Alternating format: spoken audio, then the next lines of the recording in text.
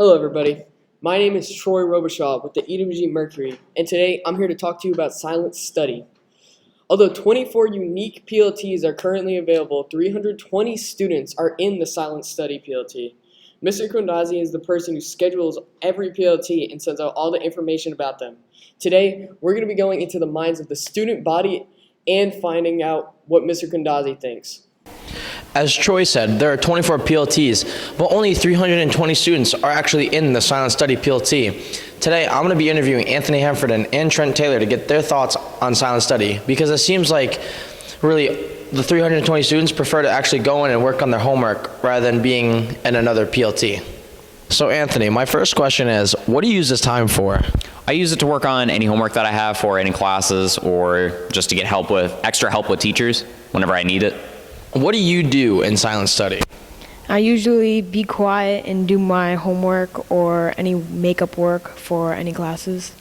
I just use it for homework, but then, I finish real quick, so I just kind of go on my phone, like listen to music, Yeah, any work you haven't finished in class, usually complete it in Silent Study.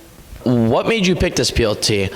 I chose it because I would like to have the option to have more help with teachers that I really need help with, and gives me extra time to do homework. That way I don't have to do it at home, and I can work on anything I really want to in that class. Just so I don't have to do homework most of the days and get all my stuff done, so I can have more free time at my house. I didn't choose it, man. I got stuck in it after I went to go get some other things, right? And they just stuck me into a Silent Study, but I don't mind it. How do you think you could use this time more productively, like instead of sitting on your phone, or the kids that are sitting on their phones in the Silent Study? What could they do, in your opinion, to make Silent Study more productive? Reach out to any teacher that you need help with, or the teacher that you have for Silent Study. See if you have any work to do at all for any classes. That way you're utilizing your time very effectively.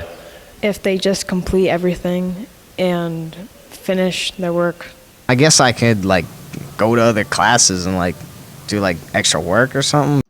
It sounds like some students are making the best use of their time in silent study, and some have even implied they were put in there against their will. So, to get a different perspective of silent study, we get a special interview with Mr. Kundazi, whose schedule is the nighttime block. Hello, this is Troy Robichaud with the EWG Mercury, here with a special guest, Mr. Kundazi. Say hello. Hello, everybody.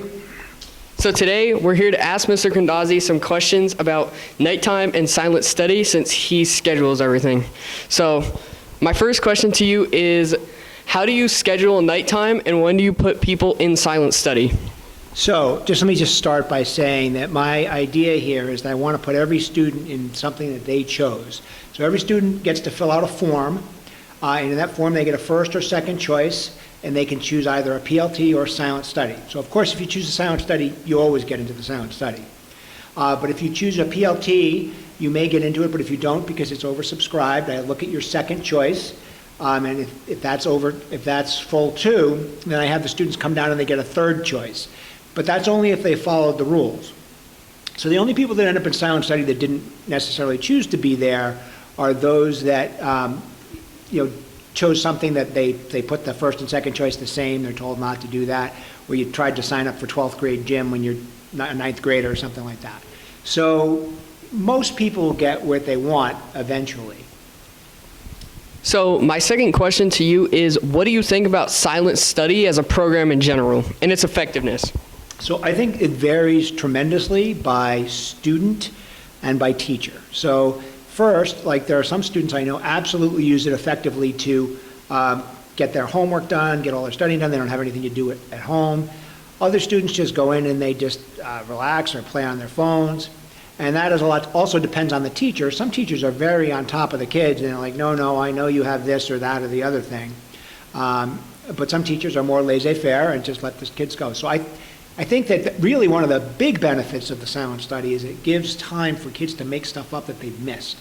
We don't have late buses anymore, so if you miss a test or something like that, or a lab, it's a great opportunity to get that stuff done. Great answer. So my final question to you is, how do you think we could change nighttime and silent study in order to make it more effective and just improve it in general? So as far as nighttime changing, I think we're pretty good. We are actually going to start incorporating, we're going to start allowing some 8th graders to come up to some of the activities, which I think might be an improvement. As far as the silent study, I am working on something now that I think about it, about silent study where, like a bulletin board where teachers can put down that kids might have work, right? So in other words, if you're in silent study, right, and the teacher says to you, hey, you have anything to do? And you're like, oh, no, I don't. But they could be like, look on there and say, oh, no, Mr. Guendazzi said you have an essay to write or something like that. I also feel like I would really prefer that it was started at 1:37 and went for 45 minutes after that, but that really is never going to happen just for budgetary reasons and stuff like that. But that, because I want to have our instructional day be back longer, but it's pretty good the way it is. Well, thank you for the great interview. Do you have any final words you would like to say to the people watching the EWG Mercury at home? Yeah, actually I do. So, in the forms when I send them out to kids, I always ask kids, like, do you have an idea for a PLT that you would like? And I've had some great suggestions, some somewhat silly, some serious. Best suggestion, I say, is preparing for the zombie apocalypse. Shout out to Becca Kilday. And then I had another one that was competitive cooking. Maybe we can get Miss Setapane to do that. But kids have suggested stuff. One was for American Sign Language, so we ended up doing that. So I encourage people to fill that out. Like, maybe a teacher will see it and be like, oh, yeah, cool, I'll do that for you. Absolutely. Well, thank you for the great interview. We're going to send it back to you. It seems that students are in the silent study PLT use it for homework, but there are some students who don't do this. From our interview with both students and Mr. Guendazzi, it's apparent to see the current system is flawed due to kids who are not willing to do work, turning some silent study periods into an almost free block. Overall, the silent study PLT is beneficial, but could be improved greatly.